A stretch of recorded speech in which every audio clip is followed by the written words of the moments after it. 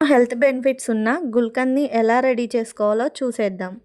దీనికోసం ముందుగా గ్యాస్ మీద కడాయి పెట్టుకొని ఒక 3 స్పూన్స్ నెయ్యి వేసుకొని, నెయ్యి వేడి అవ్వగానే గులాబీ రెక్కలు వేసుకొని బాగా ఫ్రై చేసుకోవాలి.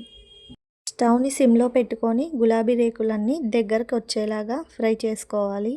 దీనివల్ల digestion problem, face pimples, period pain మరియు బాడీకి గ్లూకోజ్ అందడంతో పాటు న్యాచురల్ ఫేస్ గ్లో కూడా వస్తుంది.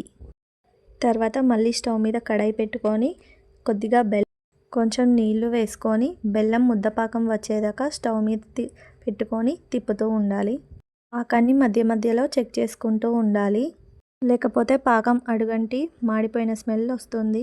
పాకాన్ని ఒకసారి చెక్ చేసుకున్న తర్వాత నేతిలో వేయించిన గులాబీ రేకులను వేసుకొని అడుగంటకుండా తిప్పుకోవాలి. తర్వాత తీసి గాజు సీసాలో స్టోర్ చేసుకోవాలి. Please subscribe my